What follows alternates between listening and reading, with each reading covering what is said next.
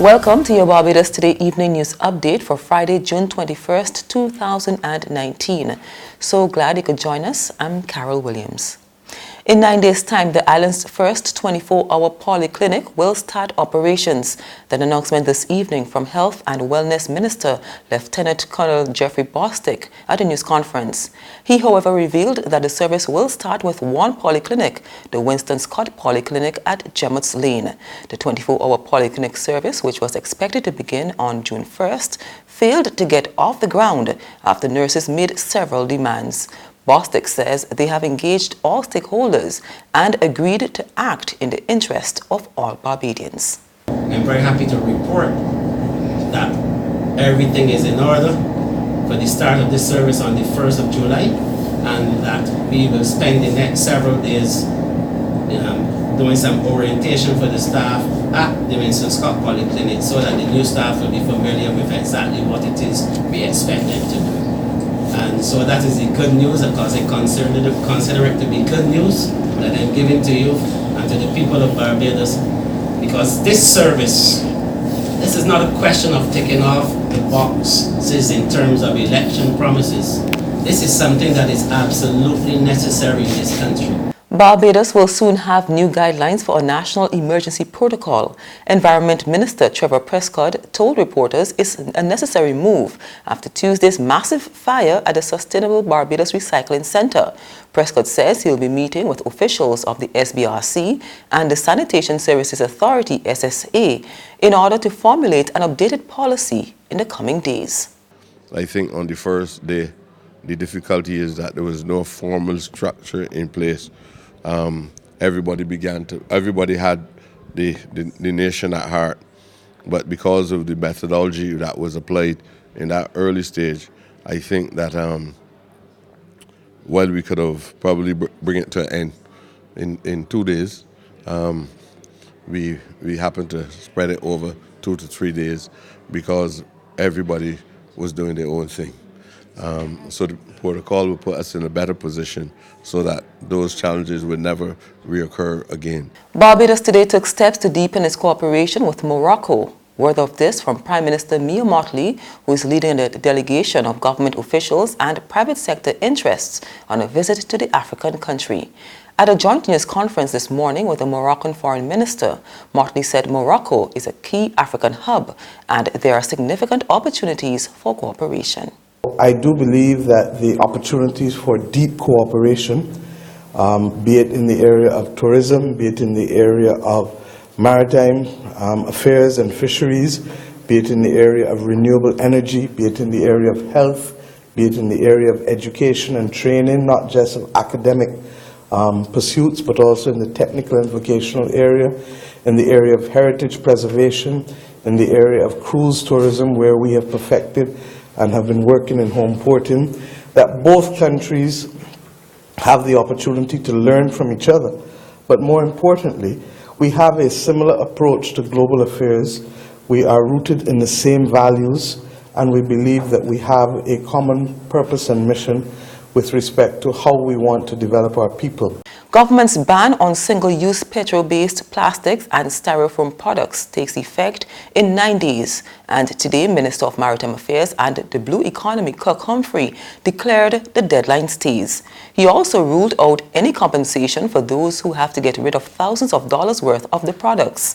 The minister revealed that several retailers have been seeking an extension, and he has been discussing the matter with the Barbados Private Sector Association. Under the Act, the minister has the power to make some special considerations, so every case will be taken on its own merit. The persons in the Private Sector Association have asked to have a meeting with us as well. We're going to meet with the Private Sector Association, who we've been meeting with throughout this whole process, so it's not going to be the first time. We've built up partnerships, but some people still have stock on hand. And some people obviously would like us to make some accommodation for the stock that they have on hand. I would like to think that the process of converting it into something useful is enough, but we're going to see. We're going to have those conversations over the next few weeks, and maybe on July 1st I'll be telling you something different, except that I will never be telling you at this stage that we've extended the date of the ban. Barbados' recently installed World Heritage Committee has been tasked with a new mandate that includes being a key resource on town planning matters and the demolition of historic properties across the country. Speaking at the launch of the first Barbados World Heritage Committee meeting at the garrison headquarters of the Barbados Defense Force this morning, Minister of Culture and the Creative Economy John King told the group they are also now expected to advise government on the renovation of historic properties in the island. King also informed the committee, chaired by environmentalist Steve Devonish, that it must now work hand in hand with the Barbados Tourism Marketing Inc. (BTMI) in selling historic Bridgetown and its garrison to the world. In the case of marketing, the committee, with its solid background in research, is now poised to assist BTMI in its marketing approach for historic Bridgetown and its garrison. This level of collaboration gives us the opportunity to properly, and I want to stress the word properly, promote Heritage Month in hotels across Barbados as well as in regional and international markets. There's regional and international news after this short break.